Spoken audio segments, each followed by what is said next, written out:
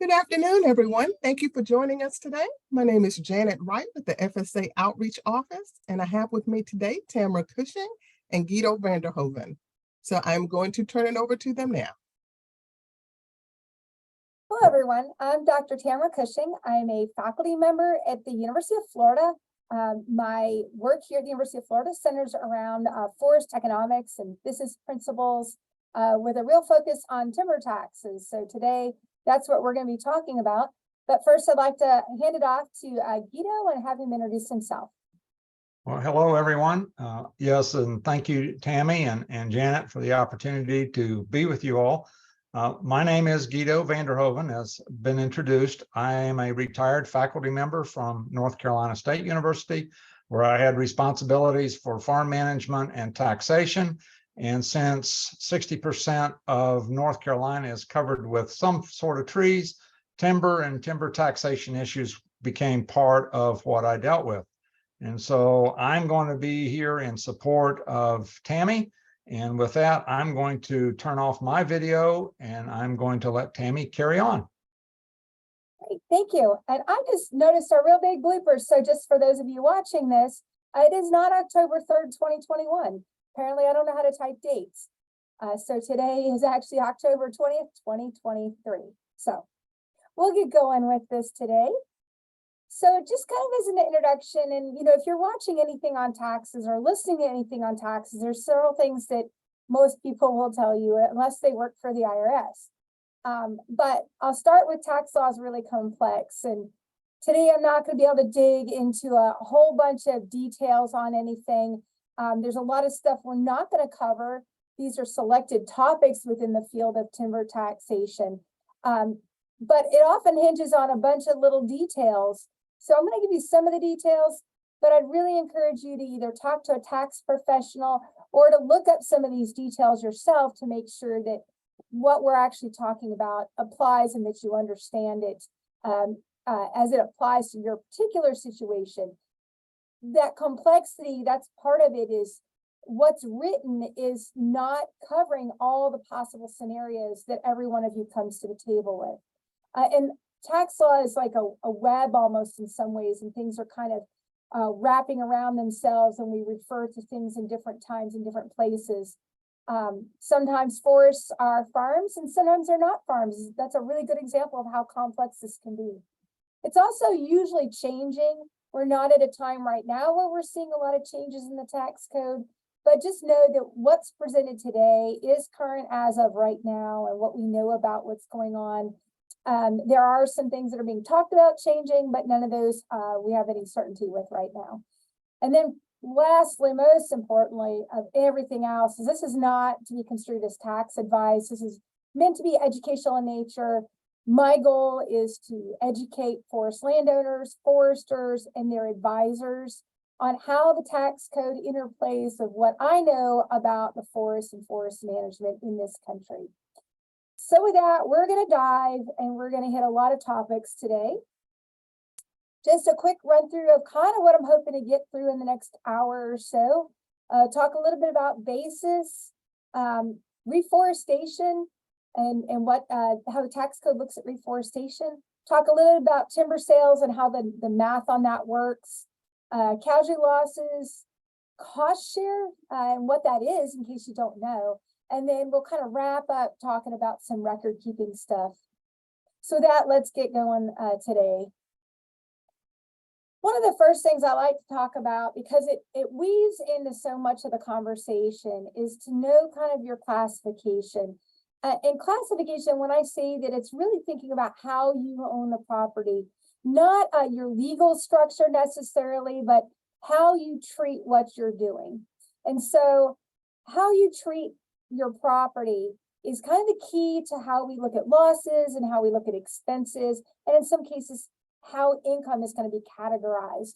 So we need to think about whether you are in the business. And when we say in the business, this is someone who is frequently doing sales. And it's going to be, in a lot of cases, we think of it as someone who has this activity as a big part of their income source. The next notch kind of down in the how heavy you're looking at this would be maybe the investment category, right? And that is going to be the bulk of forest landowners in this country, unless this is your primary source of income. So most folks are in this as an investor. They're looking to make a profit off the activities they're doing on it, but the frequency is maybe not there like it might have been with a business. Oftentimes there is some other source of income. And so we're going to look at that more as an investor. Again, that doesn't mean you don't want to make money from it. It's really just kind of level of activity to differentiate those two. I'm going to be honest, those are probably the two that are the hardest to differentiate versus the next category, which I'm going to call personal/hobby. That's a lot clearer. Those are people who don't really care if it makes any money. They'd love for it to break even, but predominantly their ownership is centered around enjoyment of the property, and maybe every once in a while they'll take some timber off of it, but that might be just to cover a major expense.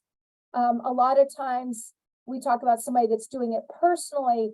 They might be cutting firewood that they then use at their own home, but they aren't necessarily selling it. Or somebody who owns land and harvests the trees to make a log cabin on their property, but they're not really selling anything.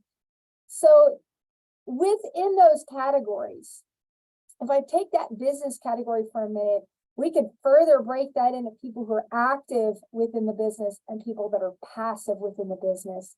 And so the differentiating factor there really is, are you making all the decisions? Are you doing the bulk of the work? There's a really long laundry list of kind of criteria that we can talk about with regards to that. And so if you're in the business, understand that there's this further kind of breakdown between whether you're participating at one level or another. So again, all of these, we're going to think about the frequency of the activities, but also the intent in owning the property. And so if it looks and it smells like a hobby, it's probably going to be called a hobby by the IRS. And there are some consequences to being in that particular category. The other thing I will say about this is it's often relying on something we call facts and circumstances. And so you hear me saying it could be, it might be. There's really no hard line on differentiating some of these categories. And so it's going to often come down to an examination, right? It could be that audit, and they're sitting there and they're asking you questions about what you do and how often you do it in order to decide what category the IRS thinks that you fall into. So I highly encourage you, if you're getting into this, to set things up right, document your activities. When are you out on the property? What are you doing on the property? What decisions are you making versus farming out to somebody else? And you can compare that, look at what other landowners would do, and that'll kind of give you a little bit of an idea. If they're doing substantially more than you are, that might be an indicator, but it might not. Wow, are you starting to feel that this isn't all black and white? I hope so, because it's not all black and white, as a lot of tax stuff isn't. So I'm going to start really getting into the meat on this, talking about basis. And so if I really narrow down what basis is the amount of really your investment in the assets that you own for tax purposes. And I talk to a lot of people who say, but wait a minute, I didn't buy it, so I don't have any investment in it. Even if you inherit it or you get it as a gift, whether you really know it or not, you consciously made a decision to keep it. And that's really kind of an opportunity cost, if you will. You could have sold it. And so that's some representative of thinking about it like an investment. You could have, so therefore you really kind of invested that amount in it. The tax code is very clear on how we determine what the basis is for each way of acquiring property. And so if I look at it in these four really kind of general categories here, if I purchase it, it's my acquisition cost. What did it cost me to buy the property? And all the expenses associated with acquisition. If I inherit that property, we tend to look at the fair market value at the date of death. That usually results in what's known as a step up in basis. So grandma bought it decades ago, and when grandma dies, it's valued at fair market value at her date of death, ultimately bringing up that basis for me. I'm going to skip the planted part, go down to the gifts and exchanges. Gifts and exchanges are two different categories, and they have different rules depending on the type of exchange. Is it a taxable exchange or a non-taxable exchange?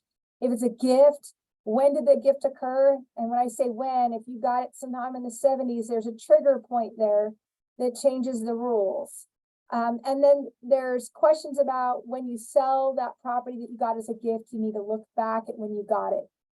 It's a lot of rules, and it gets kind of confusing in the wording. And so if you've gotten it as a gift or an exchange, this is definitely a time to go back and look at the paperwork, talk to an accountant and ask them to help you sift through what those rules really mean. The other kind of point I would tell you, those other ones are when you got it from somewhere else. If you plant a stand, we're going to talk about it from the cost that it took for you to establish that stand. And I'll cover that in a couple of slides here for you. We need to know the basis. The basis really matters anytime we have any kind of disposition of the property. It's going to help us figure out gains and losses. And so knowing this amount is really key information for you. This is not rules that are specific for forestry. These are rules that any tax preparer or an accountant would be able to find for you. This is just general tax code information. Once I know that number, what my basis is, what do I have in it? What's my skin in the game, if you will? We're going to need to take that number, which is usually a number for the entire property, and we're going to want to allocate that number to all the assets that I got at the same time. So if I look at a forested property, it might be just bare land, but it might be bare land with trees on it, and those trees might be ready to harvest. Or they could be trees that are a long time from harvest. Maybe there's a barn out there or a house. Each of those things out there has some value. And so what we want to do is split that basis amount out among all the things that we acquired at that time. And we're going to make sure that when we do this, that we do it as of the time we got it. So if you're sitting here listening to this today and you got the property 5 years ago, and you're going, wait a minute, I didn't do this. I didn't split it out. It wasn't allocated 5 years ago. We can handle that. We can go backwards in time, and we can look at when you got it values that existed at that point in time. And we will call that kind of retroactively determining it. So we want to always keep in mind it's at the time of acquisition. It also is not adjusted for inflation. So it's as of the time that you got the property. Okay. We will see that number change over time. It could increase with any capital expenditures. So these are expenditures that you're not allowed to write off on your tax return.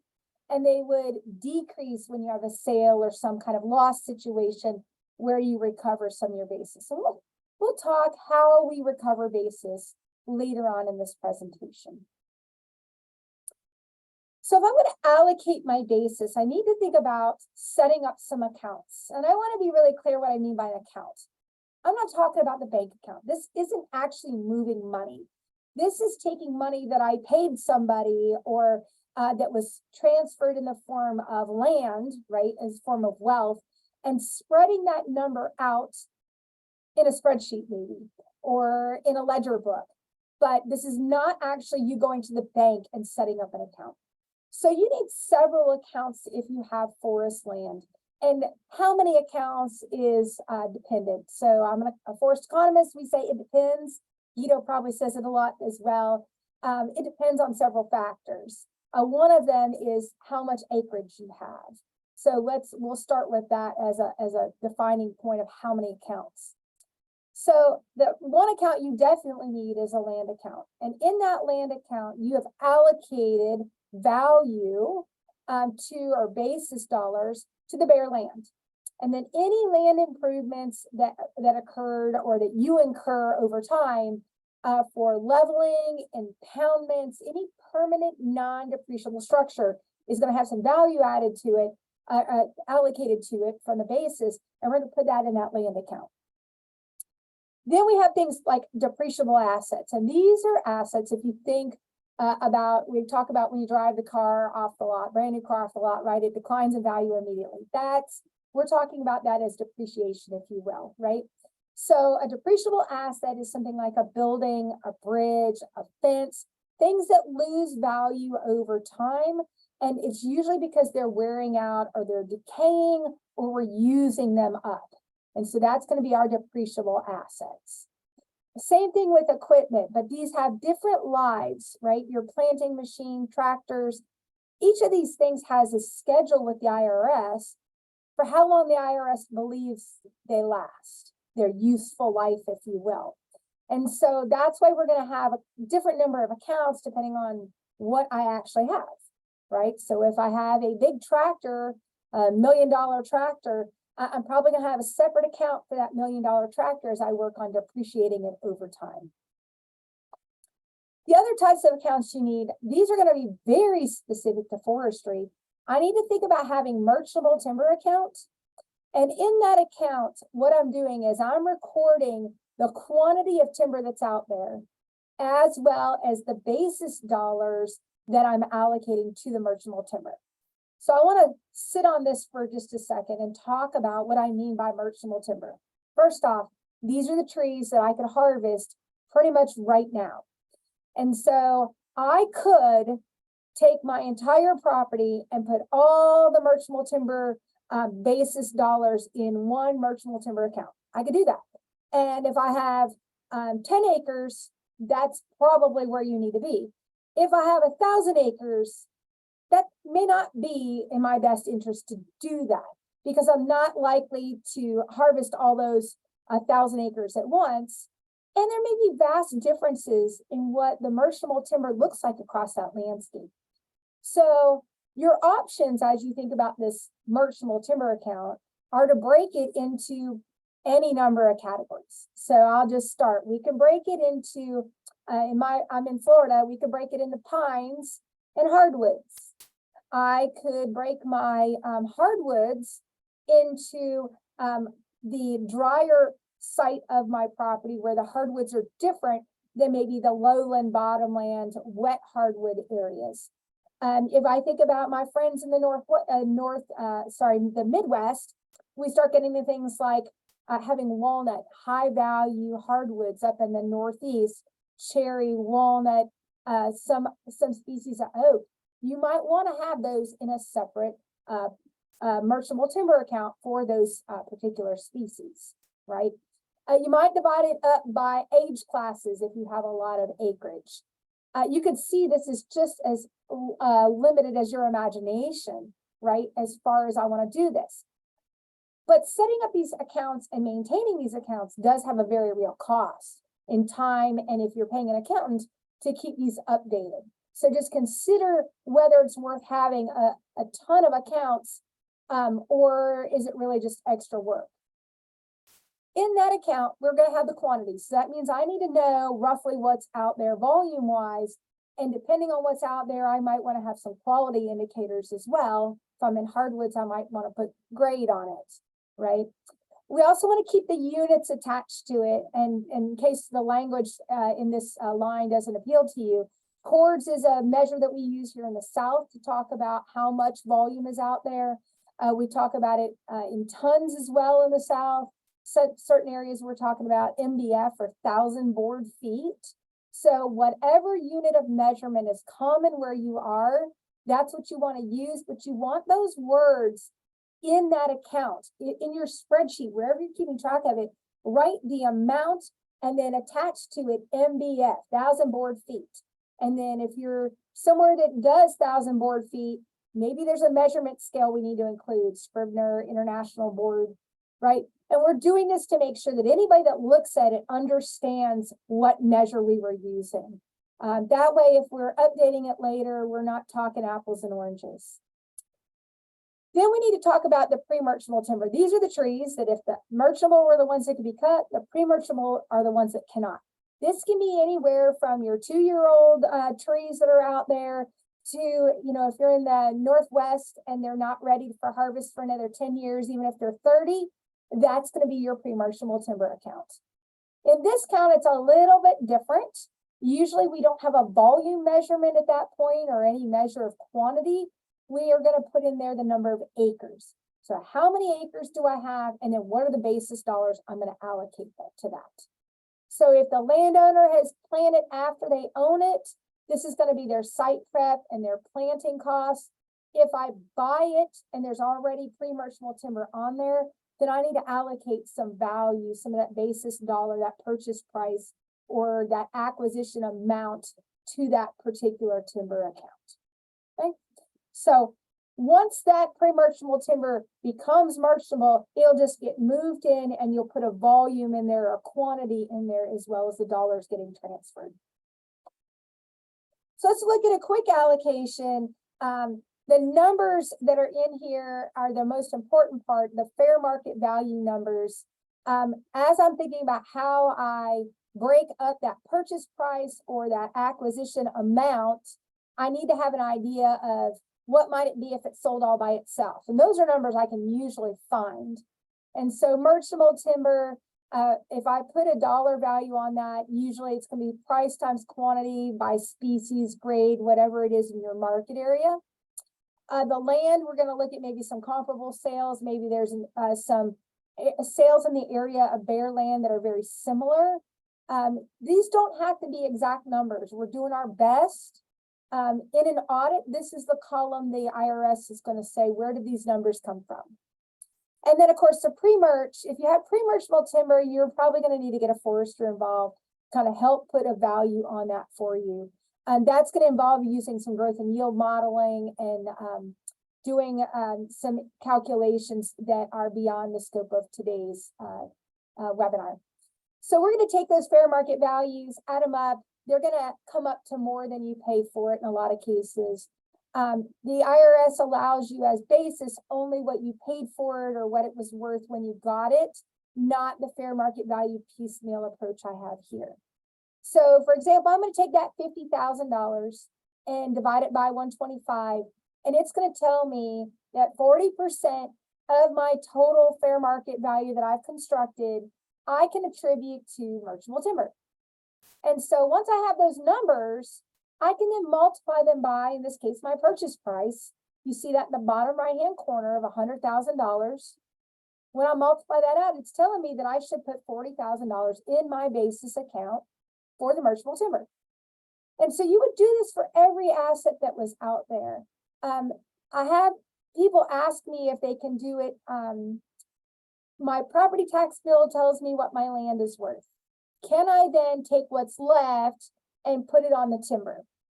And it depends. I told you that it's probably going to come up a lot. It depends. And the reason it depends is often our property tax programs are not given a fair market value on it. It's usually some kind of a discounted value based on some policies in the area. So it may or may not be a really good indicator of land value. So you could actually be not putting enough on the merchantable timber, or you may not be putting enough on the land. So just be really careful with that.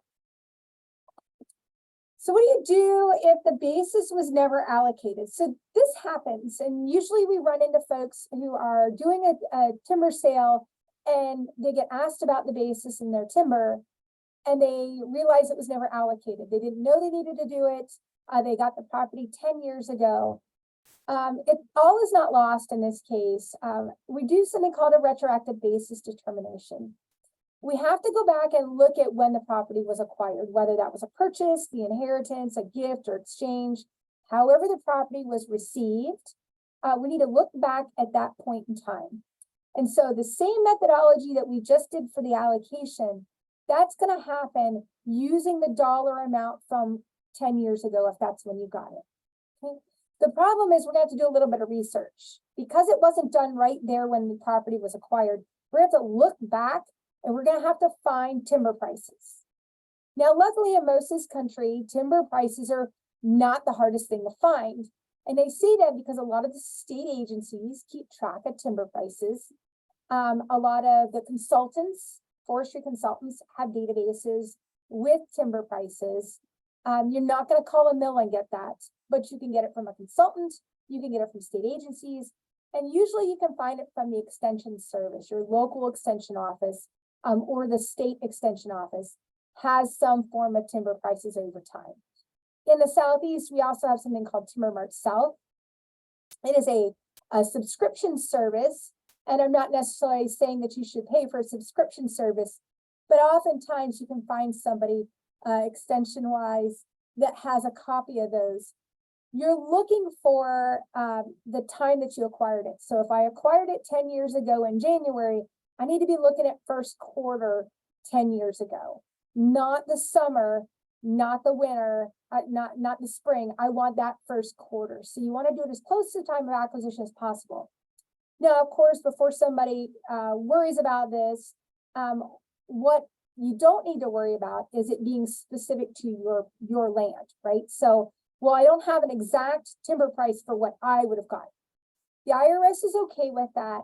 You need to be reasonable about it, though. If I pull prices from, say, Timber Mart South, and that's for the entire Panhandle region of Florida in my case, and I know, or my forester tells me that that price is usually higher by 10% than what I would get in where I live, then we need to knock that down by 10%. So be reasonable about it. Use the information that you can gather without going and trying to get too crazy about being specific on it. The volume estimation is also something that you're going to need to arrive at. If you're lucky, you've got some kind of inventory from the time the property was acquired. That would be fantastic. If there was an inventory conducted at any time within maybe a year or two on either side, in the South, I wouldn't go beyond a year or two. If I was in the Northwest or slower growing areas, maybe you could say I had an inventory within 3 years or so and use that as some kind of prediction of what was out there when you acquired it. The hardest time to figure out the volume estimation is when there's no inventory and the landowner comes to someone like me and says, hey, I need to back up about 15 years. And guess what? 10 years ago, I did a thinning and I've removed, so some of the trees were removed. And so effectively, I'm looking at what's left today. I need to consider what was removed. And then I'm really working backwards with some kind of growth rate to try to get to what was there in the beginning. So it can get really complicated. And I'm going to say all of that to tell you, you may need to pay somebody to help you do this. And it may or may not be worth paying somebody to do it.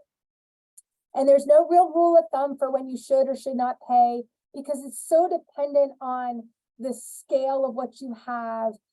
It depends on what the forester wants to charge for having you do this. And that's going to be a function of how much work that they have to do. So what I would recommend is asking for a back of the envelope, what is it going to cost? And, what am I roughly going to save doing this? If you're not going to save a lot of money doing this on your taxes, it's probably not worth backing into this allocation. And of course, the further back and the smaller the trees were when you got it, the less likely there is much value on it anyway. If I acquired it 20 years ago and the trees were 2 years old, there's not much value in that anyway, basis wise. So basis for new stands, and I did allude to this a little bit earlier, I'll say it again though. This is the cost of establishing the new stand of trees. It's whatever you paid to put the trees in the ground and get them growing. We're going to record the number of acres and then the dollars. And then once it's merchantable, just like the pre-merch, we'll record the volume and move it over into a merchantable timber account. So that was the default. I'm going to back up. This is the default, is to take this basis of new stands and create a new account. However, there is an incentive available that allows us to think about reforestation costs differently. So let's talk about what I mean by reforestation and how the IRS classifies reforestation. So reforestation is the act of putting trees somewhere that already had trees, right? So somewhere that's had a harvest like the image here, and we're coming back and putting trees in the ground. Afforestation would be taking land that did not have trees on it or hasn't had trees recently on it and putting trees in it. That might be a pasture, something converted from agriculture. So in these expenses, we're talking about things like site preparation. What did it take to get the site ready to put trees in the ground? The seed or the seedlings that you have to purchase, any brush or weed control that's part of this operation. It includes natural or artificial regeneration. So artificial is the planting end of it. Natural is all the stuff that you do to give Mother Nature an upper hand as far as trying to be able to get trees in the ground. What it is not is your personal labor. A lot of landowners I know do a lot of their own planting, and they're very proud that they're doing that, a labor of love. That time cannot be considered as part of the reforestation incentive. That you don't get to write off your labor costs. Now, if I hire labor, that is part of reforestation expenditures. So the tax incentive that exists for us is really, really great. It existed in different ways in previous years, but this is the way it currently stands since 2004. It's the outright deduction of expenses for reforestation up to $10,000. And this is per tax year, per qualified timber property. And that per qualified timber property is not very clearly defined by the IRS or by the code.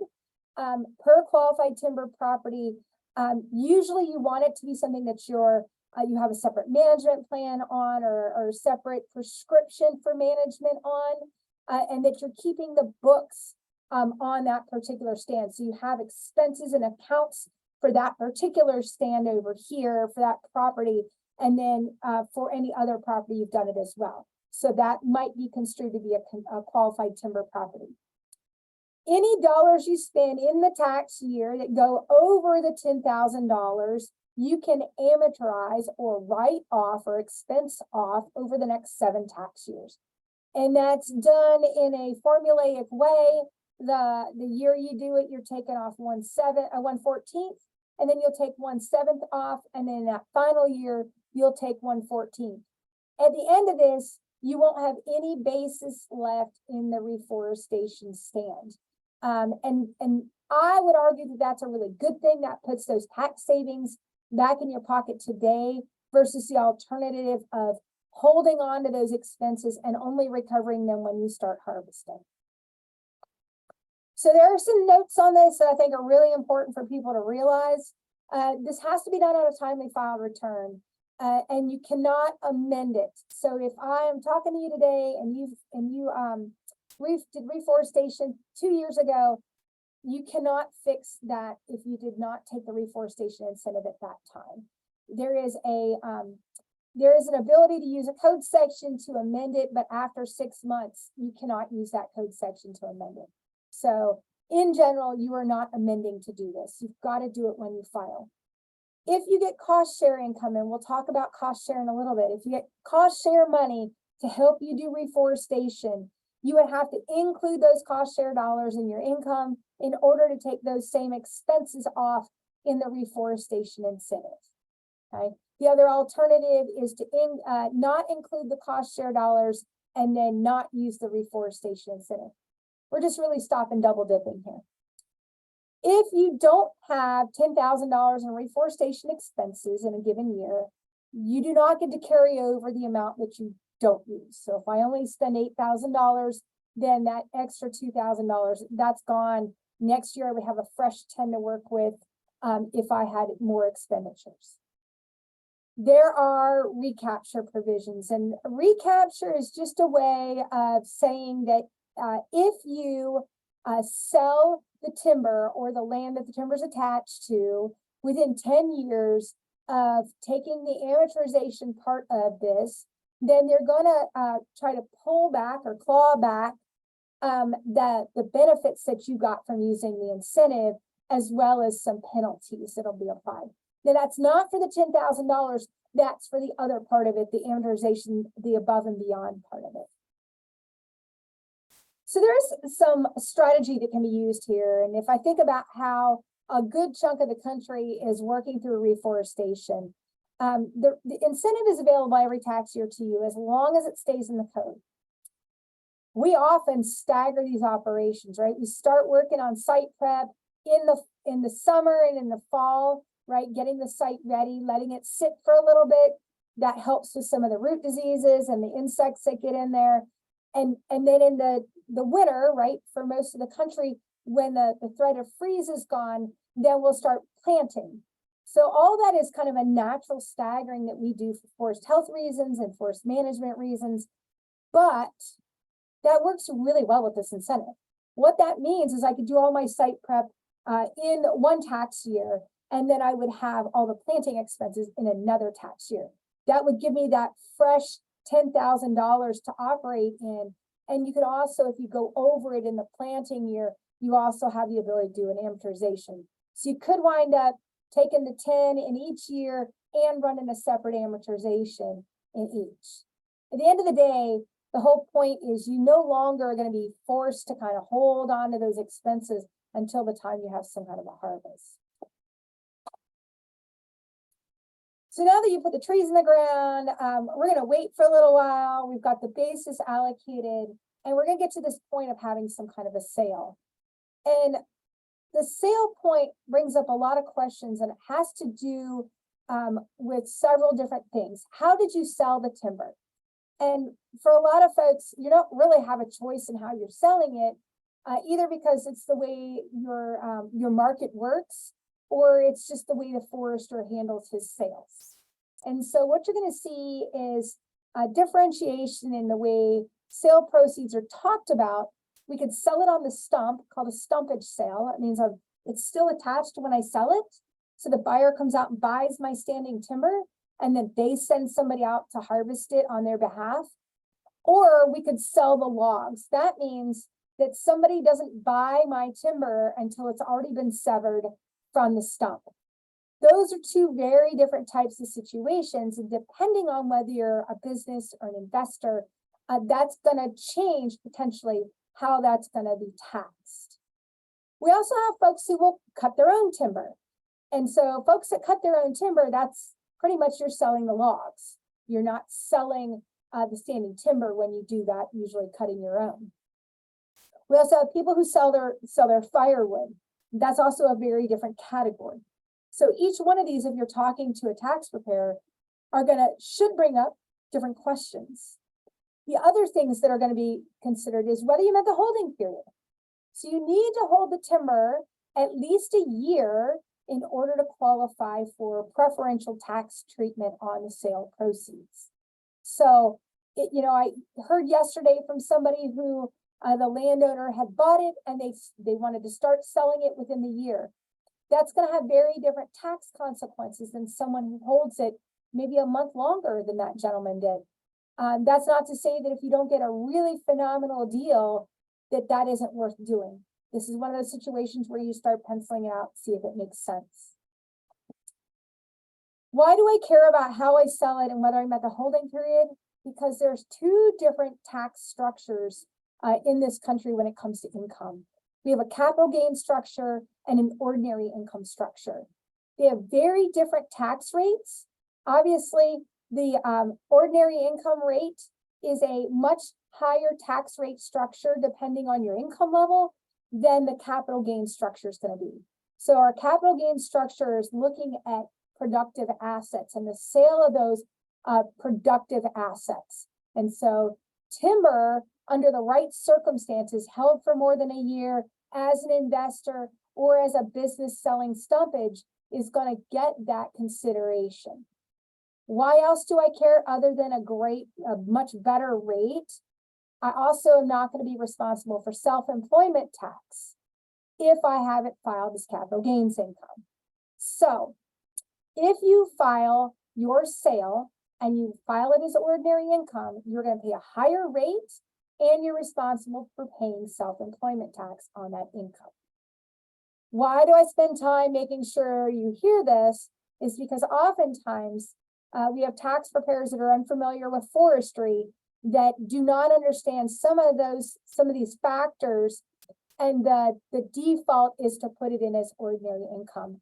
And that is, if you don't know, the safer way to play it for sure.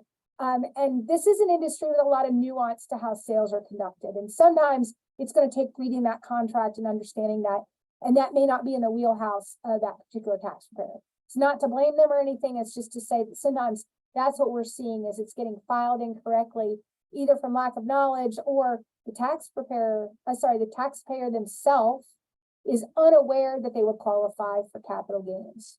So here's just a quick example of a clear-cut timber sale. And I want to be very specific that this is a clear cut because we're going to use our basis account on this sale. So don't focus too much on the actual numbers, just I want you to see how the sale is going down. So the landowner is going to get some money for the sale. They have some sale expenses inherent in selling the timber. And then we're going to say that this landowner, from an ordinary income standpoint, is going to be in that 35% tax bracket. And that's going to put them in a capital gains bracket of 15%. So let's see what this looks like. We have money in our basis account, and we don't want to forget about that because we're going to use that basis to help offset the sale proceeds. So we're going to look at this $15,000 in my basis account. Remember I said it was a clear cut. So when I have a clear cut of everything that's in that basis account in that particular merchantable timber account, then I'm going to use the dollars that are in the basis account, all of them. So take my sale proceeds of $65,000. I'm going to subtract off my sale expenses of $5,000. I'm then going to pull my basis out of that, the $15,000, because there's no timber that's going to be left that was in that basis account. All the volume goes and all the dollars go. I'm left with about $45,000 in gain. That gain, if I file it properly as a capital gain, be times 15%, and I'm going to pay $6,750 in taxes on that transaction. Now you can run the math and you can see that if I ran that at 35% and then I added in some of the self-employment taxes, it's going to be a significantly higher amount of tax paid on this transaction. Now, if this happened to you and if you did this and it was filed as ordinary, you can go back and amend that. You have 3 years to amend your return for most mistakes. Again, not the reforestation mistake, but for this kind of an error, you can go back and that can be fixed. So what I showed you was a clear-cut sale because talking about how we recover basis depends on how we're selling the timber. So in that case, we cut all the timber that was inside that basis account, then I can use all the dollars. But a lot of times we're only cutting part of what's out there.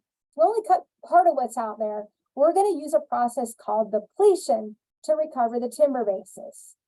I want to be very clear that the word is depletion, not depreciation.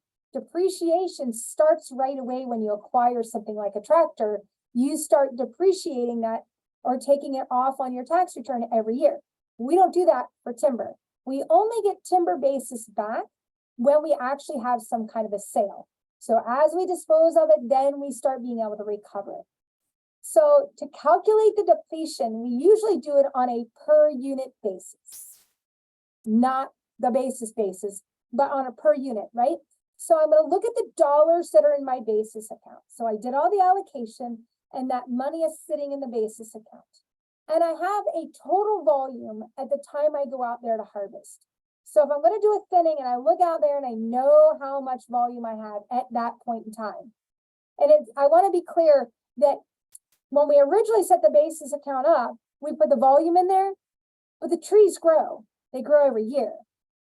So there's 2 ways you can look at this. You can go out every year and either remeasure or do some kind of measurement and change that basis volume account, make sure it has updated volumes. You could have a forester do some growth and yield modeling for you. They're just growing it forward using a growth rate. Or when you go to actually do a harvest, you get an inventory of what's out there, which as a forester, I would recommend before you do any kind of harvest, you know what's out there. Do some kind of cruise sample at that point, know what's out there, so that then you update it at the time of harvest. So I've got the adjusted basis, and I'm going to divide it by the total volume that's out there. What that's going to tell me for that particular account is $1 per unit that I'm going to use to recover my basis. And we'll look at that in just a second. We're going to do this for every account. We would have this depletion amount calculated. So let's look at a partial harvest because I think it's best to see these kind of things with numbers. So I have an adjusted basis in my account of $5,000. And right before I do this harvest, before I set it up for a sale, I have somebody measure it, and I'm down here in the south and I've got 800 tons out there.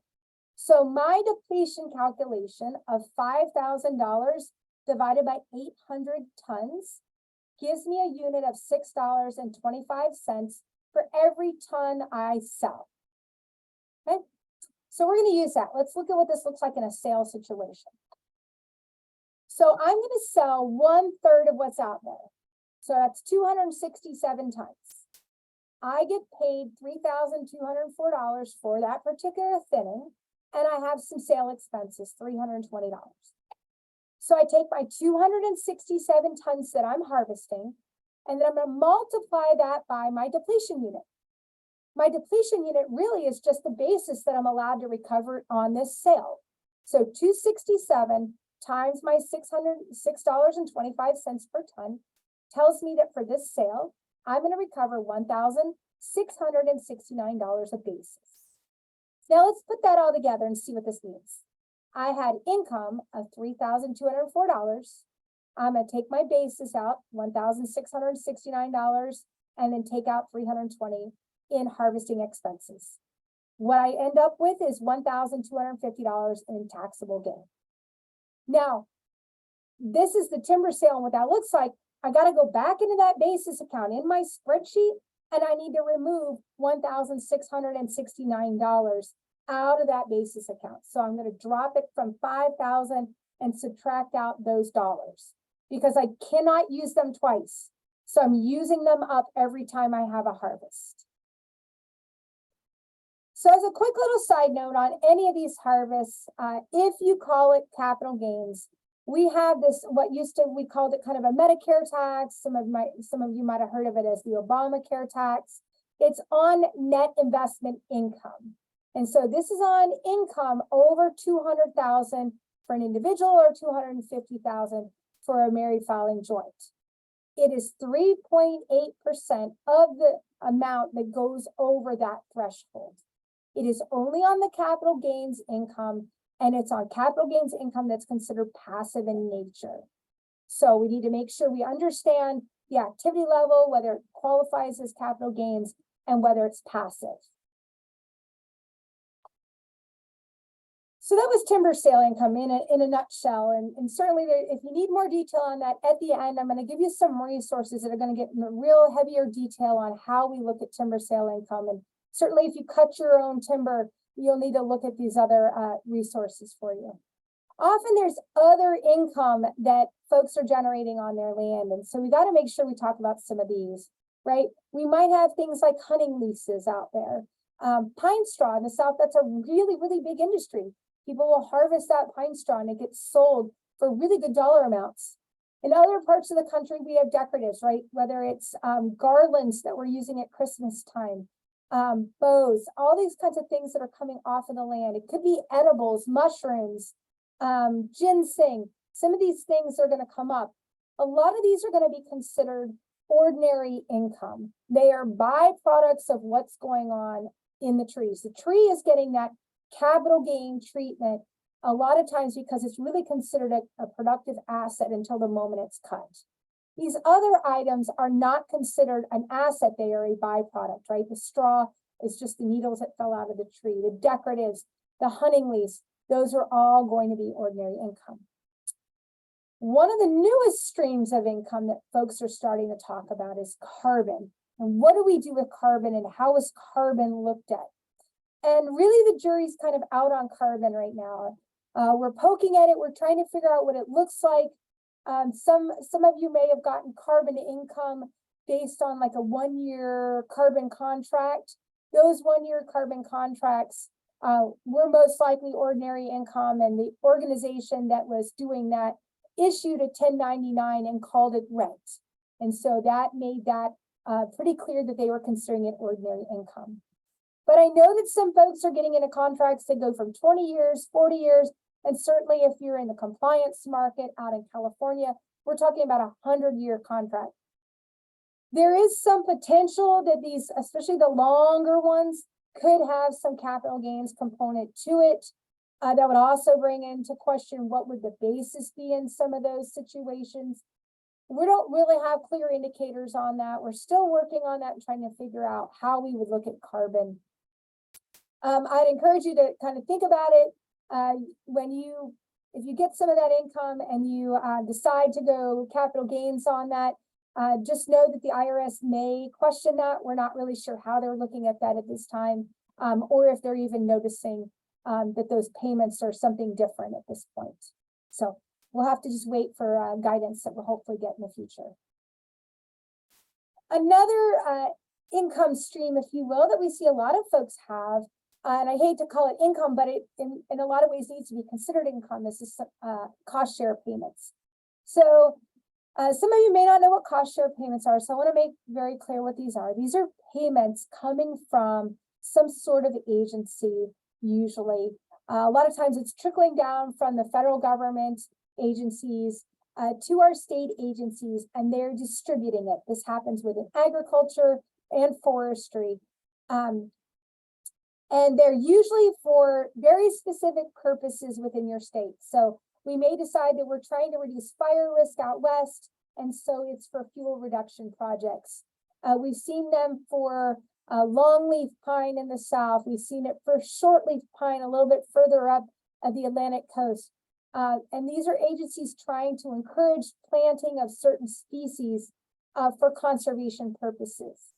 So you get these payments by going to the agencies, filling out the appropriate paperwork, and they do exactly what it sounds like. It's sharing the cost of doing a particular operation.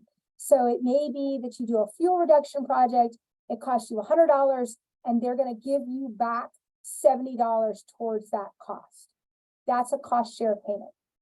They issue you forms to let you know that you've gotten them, and it's up to you to figure out whether it's taxable or not. Okay.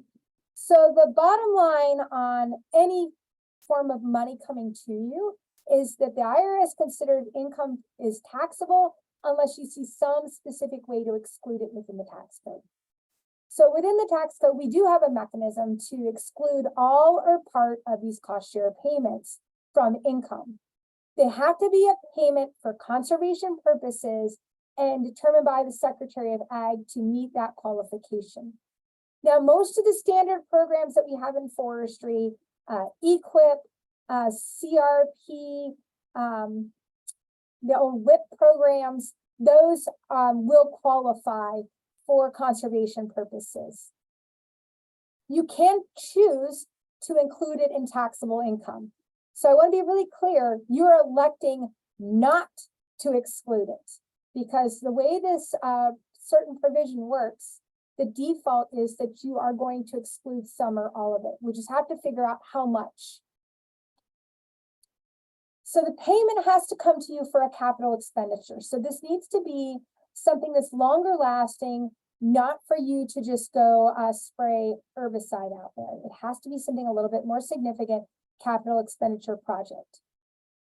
If it's deductible, then you can't exclude the payment. You're going to include the payment and then exclude, you're going to expense off your expenses. You're going to deduct your expenses, sorry. If you take the reforestation expenditure, the incentive that year, then you're going to have to include the cost share. So that's all this bottom one is saying. Again, back to the not double counting on it. How do we figure this out? So there's a little bit of a calculation to be done to figure out how much of the cost share payment that you can exclude. And it's a lot of words, but I'm going to lay it out the way it comes across to us. It's the greater of the present fair market value of the right to receive annual income. So if we boil it down, the simplest way is to say it's the amount equal to $2.50 per acre times the number of acres that you were paid for. So if you did the treatment on 10 acres, it's 10 acres times $2.50 per acre. Your other alternative is to do 10% of the average annual income for the immediate past 3 years. Now, let's be honest, we're in forestry. You may not have had any operations that produced income in the past 3 years. If that's the case, then you don't have any choice but to use the $2.50 calculation. But if you do have income, you had a harvest in the last 3 years, it's 10% of that 3-year average. So it's the harvest plus the zeros in the other 2 years divided by 3, and then 10% of that, okay? And then we're going to use the interest rate from the Farm Credit Bank in your region to get to that fair market value, present fair market value of that. Again, there'll be some information on the end where you can go and you can really see some example calculations of this. if you decide that you're going to do this and you have done the calculations, you're going to need to have some documentation kind of showing what's happening. So you're going to have a statement showing the total cost of the operation. This is what I did. This is how much money I got from cost share when I got those cost share dollars, because I want to make sure that you're doing it in the right tax year. What was the purpose of the payment? It was for fuel reduction on so many acres. How much did you exclude? And then how did you calculate that amount? That's what you're going to have in a statement. That's going to need to go with your tax return. All right, so a lot of that's been not negative stuff. And unfortunately, we do have to talk about some things that are negative because in forestry, we oftentimes can't avoid some of these things that happen to us. So I want to talk a little bit about casualty loss. There's a longer presentation on this that you can find also on this website where we talk about casualty loss. But I want to make sure you understand that if you've experienced a loss on your property, and this is usually due to a fire or some kind of storm, it might be a massive ice event or wind event, tornado, hurricane. We're looking for an identifiable event. And by that, I mean, I can go to the newspaper and it says, yeah, last night in this area, we had a tornado touchdown. Here's where it was. That's what I'm looking for an identifiable event versus this nebulous, we've been in a drought for 6 years. It happens, and I understand that, but that's not really as identifiable event where we know when things happen. It also has to meet this three-pronged test of being sudden. So the death of the tree is sudden. It is unusual for trees in that area to die this way, right? So imagine a car comes off the interstate and it explodes, which sets a fire in your woods. That would be unusual. That'd be very unusual, thankfully. And so we're looking for that. It's unanticipated that that kind of thing would have happened. And it's unexpected. So hurricanes meet this definition, right? Even though you could say on the Gulf Coast, we know every year they get hurricanes, but no one individual could expect to have a hurricane hit their particular property. That's what's making it meet this criteria. It is not unusual, unexpected, or sudden to have a drought. Or in a lot of cases, our insect infestations meet that threshold as well. They're not sudden, they're not unusual, and they're not unexpected.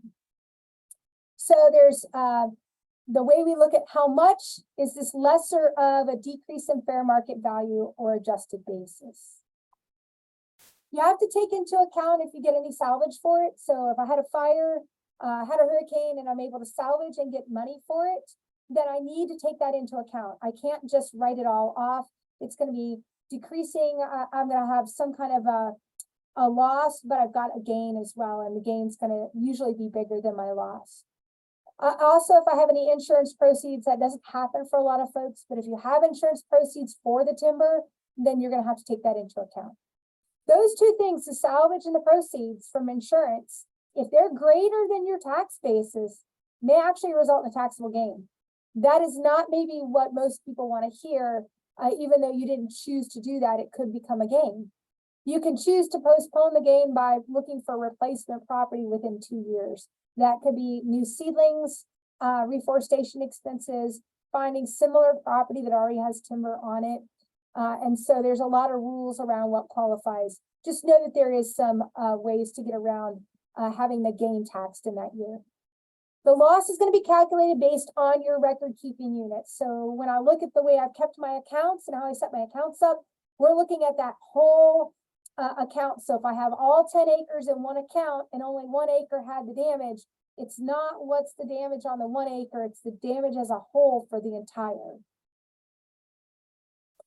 So back to thinking about how we calculate the loss on this, it's the lesser of the decrease in fair market value of my record keeping unit due to the event, right? So what was it worth before it happened and what is it worth after it happened? But it's the lesser of that number or my adjusted timber basis in that block. Most times, unless you bought it mature, merchantable timber, usually that adjusted timber basis is the lower of those two numbers. That usually means that somebody who's had a fire and the trees have been grown for 40 years, that they put in the ground and they've been tending to, there's not any discernible timber basis in there. It's very minimal, and that's the number they're limited to. I do want to just put a cautionary note out there. If you are in personal use of your timberland, it's not a business or an investment for you, then there are different rules that apply, including needing a federal disaster declaration. You do not need that if you're an investor or in the business of growing trees. So there's other things that are happening over life of the stand. We've just in general got some expenses. The general rule of thumb with these expenses that you have is we're looking at, are they maintenance, ordinary, and necessary? And by this, I mean, is it something that is not a longer fix on something? So think about going out on your road and putting a little bit of gravel and filling that pothole. That's maintenance, right? The ordinary and necessary really gets to looking at, does everybody growing trees in my area? Is this fairly standard operating procedure?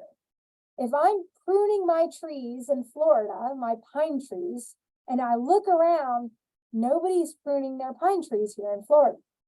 That makes it a not ordinary and necessary expense. If it's not ordinary and necessary for where you're at, standard operating procedure, then we're going to capitalize those expenditures. You're not going to be able to write them off as a deduction. So back to the beginning, when I said you need to know if you're a business or an investor, here's kind of where this is going. If you're a business, you're going to deduct all ordinary and necessary expenses incurred for production or collection of income. If you're an investor, you're going to deduct the expenses associated with production of income. That's your management, conservation, or maintenance of property. But here's the differentiating factor. It's not in whether you can deduct it, it's in how you deduct it, which actually ends up being whether you can deduct it. Let me explain that one. Right now, we have a suspension of miscellaneous itemized deductions. So we know that there were some changes to itemized deductions back at the end of 2017. At that time, the miscellaneous itemized deductions were suspended until the end of 2025. That's where investors are writing off their management expenditures. So investors are not able currently to write those expenses off because we've suspended miscellaneous itemized. That means if you're an investor, you're going to have to choose to capitalize your management expenditures. Now, you can still take the property tax off if you're itemizing. Otherwise, the rest of these expenses are going to have to be capitalized for now. All right. Here's that other category, right? We talked about businesses, we talked about investors. We've got to talk about those who are doing this as a hobby. And that's not to say we shouldn't do things for fun. And that's not to say that a lot of landowners are not getting enjoyment, personal enjoyment out of owning forest land and managing it. But there's a difference between getting enjoyment and managing it and looking for profit potential, and those who are just enjoying it and hoping it breaks even. If you're a hobby, you cannot deduct your expenses. And so that's a really important understanding at this point, is you cannot take those expenses off your tax return. So we can look at what we call kind of a hobby test, and this is only part of it. There's a lot of nuance, and of course, facts and circumstances come into play here a lot. Are you conducting things in a business-like manner? If you don't have any books to show me, if I ask you how much did you spend out there, how much time have you been out there, and you can't show me any records on any of it, that's not what a business does. If I go to the local business owner down the street, he knows he's got a bookkeeper, somebody who's paying the bills for him, maybe it's himself, but he can show you the records and show you how his business is going at any point in time. Somebody doing this for a hobby usually can't do that. Oftentimes they don't want to. They don't want to realize how much is actually going out and nothing coming in. It's also on the expertise of the taxpayer, right? How much do you know about what you're doing? And that's not to say you have to be an expert, you have to be a forester to manage forest land or have forest land with a profit incentive.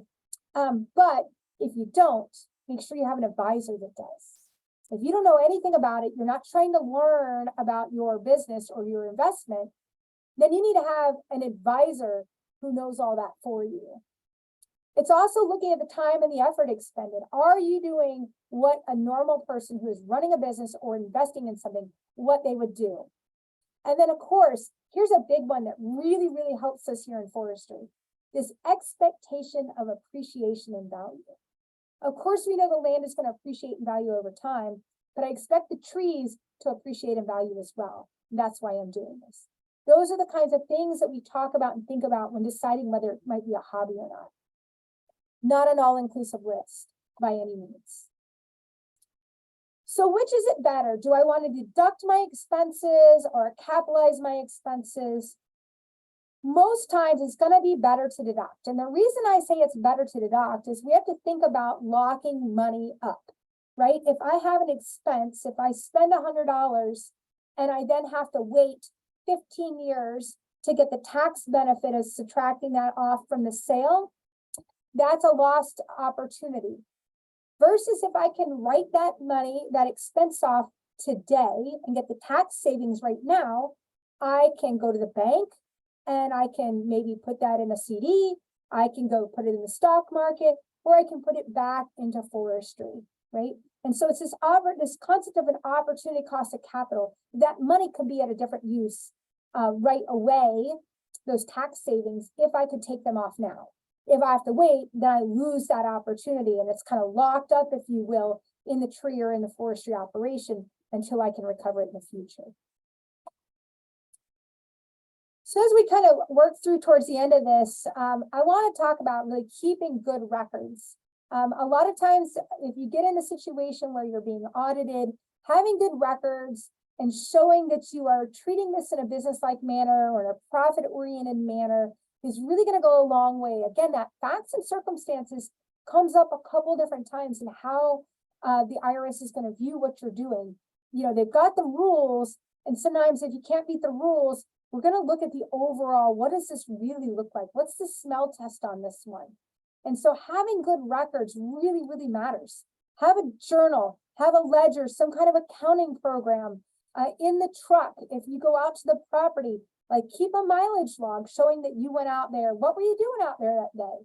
Well, I met with a forester. We talked about the fact that we need to replow the fire lines. We talked about the next draft of a management plan. Have a management plan. That's something that's not on the slide, but you should know. Having a management plan is a really good indicator of somebody with kind of this profit orientation. You want to keep all your receipts, your invoices, your sale documents at least 3 years. And for those of you that go and you will go to Tractor Supply or somewhere and you get a receipt, and if you notice all the receipts are in kind of a heat sensitive paper now, and you take that paper and you throw it in the dash of your pickup truck. And if you live anywhere with significant sunshine, you know that that heat paper does not have anything written on it if you leave it in the dash for a couple weeks.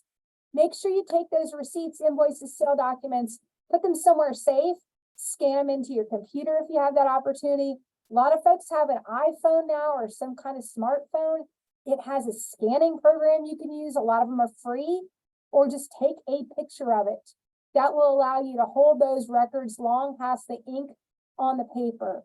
Keep that stuff at least 3 years if it's a capital expenditure. So I bought seedlings. That's a capital expenditure.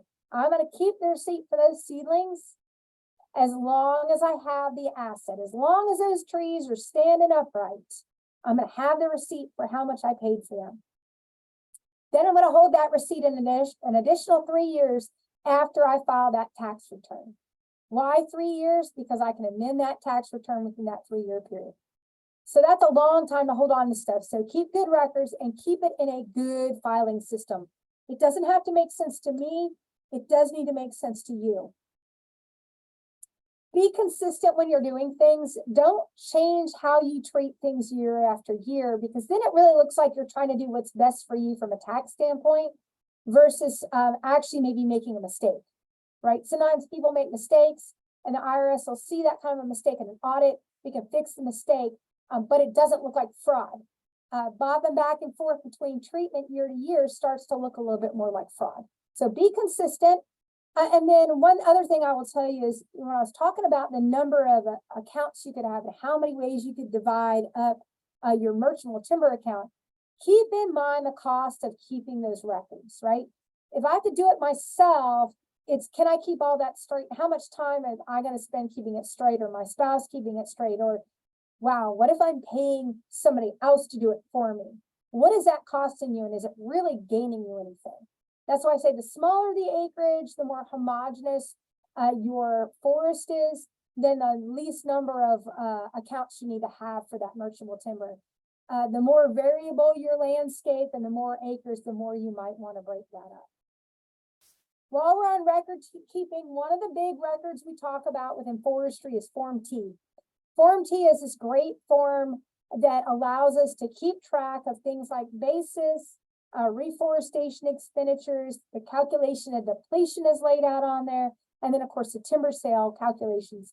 And it's in language that you'll recognize. It's talking about units of volume.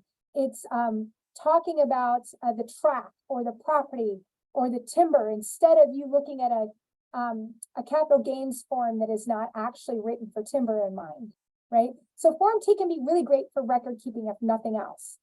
You file it basically anytime you have a timber sale of any kind, if you claim your basis back on it. So any kind of timber sale and the basis claimed on it, you would file it, with some exceptions, because it wouldn't be tax code if we didn't have exceptions, right?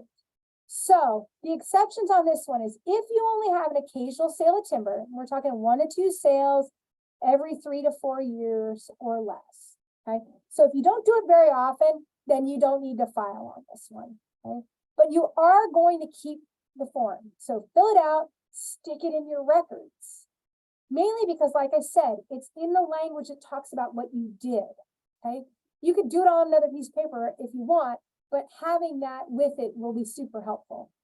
Even if you don't file Form T, you still have to submit all the other forms, right? So if you're claiming capital gains on the sale, you're gonna have to fill those forms out and they still need to be submitted. This is kind of that backup documentation that flows into those other forms. I promised you resources, and so I want to give you some places to look. And if you're trying to do this yourself, some of these are audio and video. Others of these are written material. I'll be honest with you, the written material might be more friendly if you're trying to get it to your tax preparer, because a lot of it is pretty dense in helping you get through the calculations, but also talking about code numbers, talking about exceptions and rules. And even as someone that does this all the time, looking through some of this, the language is tough. So that would be your tax tips for forest landowners. Right now, 2022 is out. I'm sitting here in October 2023. I expect by the end of December, we'll have a 2023 version of tax tips for forest landowners. So if you'll just search for that in your web browser, that should come up. The Hardwood Timber Industry Audit Technique Guide. Now that's kind of a dense guide as well. That is meant for the IRS auditor that comes out to your property. That's what they're going to read before they show up at a forested property. I don't want you to get hung up on the fact that it says hardwood. It could just as easily be pine. It's really just explaining to the person coming out what it looks like when they come out here to look at your records. So they understand some of the peculiarities, if you will, on how timber is accounted for within the tax code. I think it's a really important thing if you are going to be audited that you look at that guide. That is your best window into some of the things that the auditor is going to look at when they come out. You'll have to go online and search for that. It'll come up. It's from 2012, but it's a really, really good, helpful guide to refer to. The Forest Landowner's Guide to the Federal Income Tax, that's that first image you see on here. That's about 150 pages. That is a very dense document. The tax tips is like 6 pages. The guide is over 100. This goes into a lot more detail, but it is also not current. It's 2013. There are some things in there that are not going to be correct. If it conflicts with anything I told you here today, I've got the more updated information here in this today. We're in the process of updating that, but I think it's a really still a good look at how some of these things are laid out. If you're curious about how to set up your accounts, that's all in there. If you're worried about how to expense something off, double check that the information is still current. That miscellaneous itemized deductions, if you read that guide, that still thinks that that is available to you, and we know it's not right now. The last one on here is actually a tax webinar series that we did in 2022. It was through January and February. There are, I believe, 5 different sessions on different aspects of forest taxation. So a little bit in property taxes, timber sales. There's a whole session on timber sales, casualty losses, expenses, reforestation. It's all free and available to you. All these resources are free, and I'd encourage you to look at it or make it available to somebody who's helping you. With that, lastly, I just want to tell you that some of these things, you just got to plan ahead. If you know you're going to do something, go talk to your tax preparer. If you have one, say, I'm thinking about doing this. How do I set myself up for this to be the best situation I can make of this? And then after spending over an hour talking about taxes and spending my career doing it, I'm going to tell you not to structure everything around taxes. This is a biological thing that we're talking about here in trees. The ecology is important. The biology is important. There are financial and legal considerations because we've got other people involved, sometimes other owners. Think about the whole picture and let taxes be one part of that conversation, not the thing that's driving all of it. So with that, my email is on here, and I'm going to ask Guido if he's ready to come back on screen, see what questions that brings up or things he's heard that he wants to interject. And I'm going to stop screen sharing. Well, Tammy, that was really a very fast run through a long and difficult topic, and I think you did a fantastic job raising some of the issues. Matter of fact, I had a list of 7 questions, and you answered all 6 of the 7. So I'm really good about that. One thing I do want to go back to, just from my experience, both being a professional tax practitioner in a former life, as well as working within North Carolina and other places. And you started it, you discussed it early on. And I think it's really important for landowners, particularly forest landowners, to have a very clear conversation, if they use a tax practitioner to prepare their tax returns, to really discuss what's their intent with this property. And you've used the word investor, you've used the word being in the business, and you did a really good job of differentiating those 2, plus then looking at the hobby aspects. But my experience has been, a lot of times, and I really love the way that you wrapped it all up with that last slide. The way that I do it, or the way I summarize it, I say, don't let the tax tail wag the business dog. And that really is true, because a lot of folks will say, well, I've been doing it this way. And then all of a sudden they find out that at the end, when they've got this $300,000 check, they want to do something totally different. And you go, wait a minute, we got 25 years worth of history. It's not that. So I just want to highlight and iterate that. Absolutely. Also, sorry? Absolutely. Yep. All that. Yep. The other thing is, and I like the way you brought in Form T, because as in my experience, most of the timber and forest land was held by private owners in North Carolina, and they held it for investment purposes. So they weren't really required to use Form T, but I found it, as you illustrated, it is really useful. And if they have a child or a grandchild that's really good doing an Excel spreadsheet, they can take Form T as a format and create it. And then, as you very eloquently pointed out, it is a biological system. We're gaining volume every year. And if you look at a pine plantation, the last 8 years of that pine plantation, it just explodes as far as volume. And that those classes are going to move, from whether it's going to be saw timber to logs to poles to whatever. That's really useful. But I do have one question, or just actually relative, well, I think it would be useful to speak to, and maybe in your situation, you used the term, you used the phrase, you identified the individual, but in my working with my colleagues at NC State, they really encouraged even investor landowners to strongly consider using a consulting forester and to build a relationship with such an individual, not only to help them, as you pointed out, get an evaluation of what's the timber worth today, what if they do a back cruise to figure out what it was worth 20 years ago, but also I think there is evidence and there's research to point out that having a consulting forester who has those skills manage a timber sale, that land is going to be left in much better shape for the next crop, because it is a rotational crop, but we're talking about a 30 to 40 year and a pine plantation, and anywhere from 75 to 150 years if we're looking at hardwood, again, depending. What are your thoughts? What are some of your comments relative to consulting foresters? Yeah, so thanks.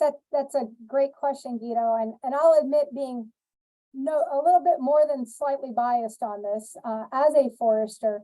I tell landowners that there's so many benefits to having a consulting forester or a forester help you, regardless of whether they're formally a consulting forester or not.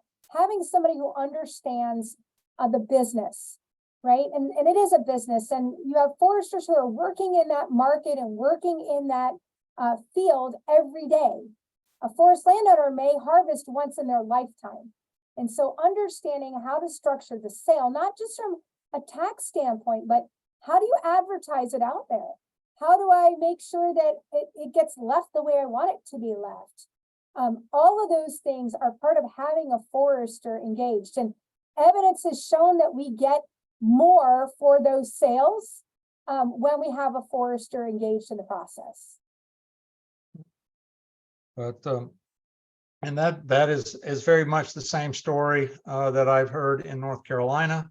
And as one of my good friends who has now retired, he always cautions landowners to watch out for unscrupulous people.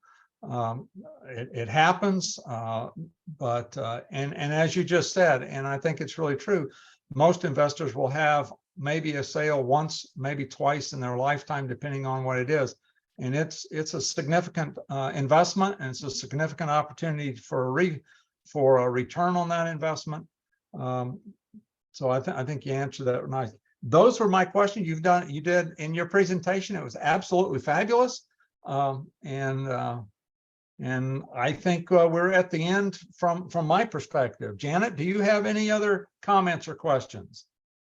I have no more questions. I do want to just make sure everyone is aware that this is a monthly series based on a partnership of cooperative agreements that we have, that FSA has with with various institutions that are able to bring these tax professionals into us every month, and they give us an hour and a half every month to speak to issues concerning taxes that are specific to agricultural operations, which is very important for our audience.